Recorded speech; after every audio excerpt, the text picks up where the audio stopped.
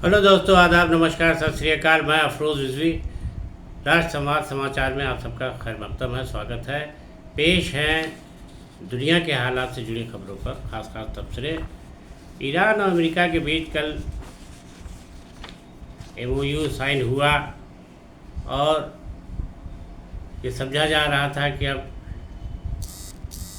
पश्चिमी एशिया में Iran Iraq की जंग की वजह से जो तनाव है, जो ख़तरा है, वो हमेशा के लिए ख़त्म हो जाएगा। लेकिन इसराइल ने लेबनान पर ज़बरदस्त बमबारी करके इस समझौते की धज्जियाँ उड़ा दी। नेतन्याहू शुरू से इस बात की मुखालफत कर रहे हैं कि कोई भी समझौता ईरान से न किया जाए, सीधे सीधे उसको हमला करके ख़त्म कर दिया जाए, सबक सिखा दिया जाए। लेकिन ईरान ने इस तरीके से उसकी जवाबी कार्रवाई शुरू की है कि अमेरिका ने तो घुटने टेक दिए, डोनाल्ड ट्रंप ने तो घुटने टेक दिए ईरान के आगे कि अब और जंग लड़ना तो अपना नुकसान ही करना है। और सबसे बड़ी चीज़ ये कि हुर्मुज़ का मार्ग बंद हो गया था, जहाँ से जो है ईरान का, इसका अमेरिका का बहुत बड़ा नुकसान हो रहा था, पूरा कंट्रोल अमेरिका का था। तो ये समझा जा रहा है कि डोनाल्ड ट्रंप ने इस समझौते को इस दबाव में कर लिया कि पहले तो हुर्मुज़ का मार्ग खुल जाए, ताकि जो है ईरान जब हुर्मुज़ खोल देगा तो कम से कम आर्थिक स्थिति तो समझ जाएगी और जो जहाज़ हमारे फंसे हुए हैं वो भी निकलेंगे और सब पूरी दुनिया के निकलेंगे। तो बहरहाल एक समझौता उन्होंने कर लिया। लेकिन इस समझौते में जो 14 बिंदु है उसमें कहीं वो बात नहीं है जिसको लेकर के ये जंग छिड़ी गई थी।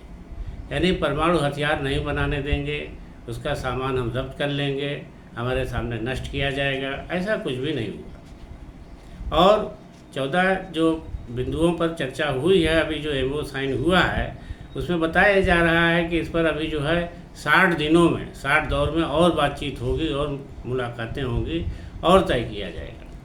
लेकिन इसमें जो पहले ही बिंदु था जिसमें था कि ईरान समेत लेबनान को में जंगबंदी हो, कहीं ऐसी जंग न चले जहाँ पर इस तरीके के नुकसान हो। यानी ईरान से अमेरिका जंगबंदी कर रहा है तो इसराइल भी लेबनान पर हमले बंद कर दे। ये पहले ही बिंदु है जिसके तो उल्लंघन किया है इन लोगों ने, नेतन्याहू ने। तो अब ये समझा जा रहा था कि पहले नेतन्याहू और डोनाल्ड ट्रंप साथ मिल कर के काम कर रहे थे। अब डोनाल्ड ट्रंप समझौता साइन कर रहे हैं और नेतन्याहू दूर दूर दिखाई दे रहे हैं और उन्होंने जो है बुझे मन से इस समझौते को लेकर के खामोशी अख्तियार कर ली थी। लेकिन वो समझा जा रहा था कि वो इस समझौते से खुश नहीं है। तो उन्होंने बीती रात से लेबनान पर ज़बरदस्त बमबारी की है, ज़बरदस्त हमला किया है, जिसको लेकर ईरान बेहद खफा हो गया। ईरान ने कह दिया है अब कोई समझौता नहीं, अब हम जवाब देंगे और इससे तगड़ा जवाब देंगे। जो अभी तक हमने जवाब दिया है हम लोग का, उससे बड़ा जवाब देंगे ताकि इजराइल भी अब अपनी औकात में आ जाए। लेकिन बहरहाल अब इसराइल किस बात पर कूद रहा है, इसराइल को तो ये है कि आधी लड़ाई में जो है 60% सैनिक वो शस्त्र तो इसी अमेरिका ही से मिल रहे हैं उसको। और कई बार ये बात हुई है कि डोनाल्ड ट्रंप ने जब समझौते के लिए ईरान से बात की तो ईरान ने हमेशा यही कहा कि पहले लेबनान में हमला बंद हो, युद्ध बंद हो। तो जब डोनाल्ड ट्रंप नेतन्याहू से कहते थे, इजराइल के प्रधानमंत्री से, कि युद्ध रोक दो ताकि इसराइल से बातचीत हो जाए और फिर कोई समझौते के बाद देखा जाएगा। तो किसी तरीके से नेतन्याहू मान ही नहीं रहे थे। तब से ही उनका रुख टेढ़ा टेढ़ा चल रहा था। बीच में थोड़ी देर के लिए बंद किया, फिर हमले शुरू कर दिए। लेकिन ये माना जा रहा था कि डोनाल्ड ट्रंप दबाव दे करके नेतन्याहू को इस हमले से रोक लेंगे, लेकिन ऐसा हुआ नहीं। बीच बीच में जब उनसे टकरार हुई तो नेतन्याहू ने इनसे कहा भी कि हम जिस समझौते को पसंद नहीं कर रहे हैं, क्योंकि ईरान से अगर समझौता होगा तो वो परमाणु बम बनाएगा जो इसराइल के लिए हमेशा के लिए खतरा बना रहेगा। तो इसराइल के ख़तरे को देखते हुए हम ये नहीं चाहते कि ईरान के साथ कोई समझौता हो, बल्कि उस पर हमले जारी रखे जाए और वहाँ से जो भी परमाणु बम बनाने के साजो सामान है उसे जब्त कर लिया जाए। तो अमेरिका से और इनकी नेतन्याहू की मतभेद था इस बात को लेकर के, क्योंकि डोनाल्ड ट्रंप थक चुके थे जंग करते करते। उनका उन्होंने अपना आकलन किया, अमेरिका ने भी किया, कुछ मिला तो नहीं है। जो उन्होंने जंग अभी तक लड़ी है, जिस मुद्दे को लेकर मिली, न तो वो मिला और ना उनका कोई फ़ायदा हुआ।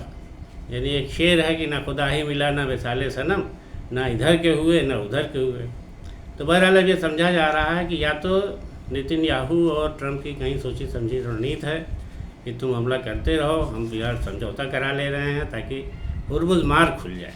हुर्मुज़ मार्ग खुल जाए तो कब से कब कारोबार आगे हो और तेल के हिसाब से पेट्रोल और गैस और ईंधन सब आवाजाही बन जाए। तो बहरहाल लेकिन अब ईरान ने ये देखा है तो इतने कड़ा तेवर अख्तियार किया है कि ईरान ने साफ साफ कह दिया है कि मैं कोई समझौता मानने को तैयार नहीं हूँ। ईरान के राष्ट्रपति ने सीधे कह दिया है अब कोई समझौता नहीं, अब सीधे जंग से बात होगी। जंग का जवाब जंग से दी जाएगा, हमले का जवाब हमले से दिया जाएगा और तगड़ा जवाब दिया जाएगा। उधर अब नेतन्याहू की इस हरकत से लेकर के डोनाल्ड ट्रंप घेरे में आ गए हैं सवाल जवाब के कि एक तरफ पहले ही बिंदु को लेकर तो इस जो चर्चा हुई MOU साइन हुआ है उसी का उल्लंघन हो गया है। तो अब ये नहीं समझ में आ रहा है कि अभी पिछले दिनों जब इस तरीके का में विवाद हुआ, बातचीत हुई, मतभेद हुआ नेतन्याहू से डोनाल्ड ट्रंप का, तो डोनाल्ड ट्रंप ने कई बार ये कहा कि तुम्हारे पूरी दुनिया का कोई देश तुम्हें पसंद नहीं करता, इसराइल को कोई पसंद नहीं करता है, तुम्हें कोई नहीं पसंद करता है, तुम आज अगर हो तो मेरी वजह से हो, तुम जो जंग लड़ रहे हो मेरी वजह से लड़ रहे हो, तुम्हारा वजूद मेरी वजह से, इसराइल का वजूद ही मेरी वजह से, अमेरिका की वजह से है। तो इस सब को सोच सुन करने के बाद ये लग रहा है कि कहीं न कहीं नेतन्याहू डोनाल्ड ट्रंप से बेइंतहा खफा हैं भीतरी तौर से, और वो नहीं चाहते कि इसका क्रेडिट किसी तरीके से डोनाल्ड ट्रंप ने ईरान के ख़िलाफ़ जो जंग बंद करके ले रहे हैं, और वो चाहते हैं कि ऐसे ही माहौल बना रहे। लेकिन इसके साथ ही एक और बात उठ खड़ी हुई है कि ईरान ने जो ज़बरदस्त हमले की बात कही है उससे लेकर के अमेरिका भी परेशान हो उठा है कि अभी इतनी जंग झेली है और कैसे क्या होगा। लेकिन ये है कि ये भी हैरत की बात है कि उधर नेतन्याहू ने किया है, लेकिन डोनाल्ड ट्रंप ने भी ईरान को एक धमकी दी है। इसी बीच कहा है कि समझौता तो होगा, MOU हो गया है, लेकिन अगर वो समझौता नहीं हुआ तो हम ईरान पर फिर से बमबारी शुरू कर देंगे। अगर उसने मतलब यूरेनियम को देने ख़त्म करने और वापस करने और परमाणु बम न बनाने के लिए लिखित तौर पर नहीं देगा तो हम बमबारी करेंगे।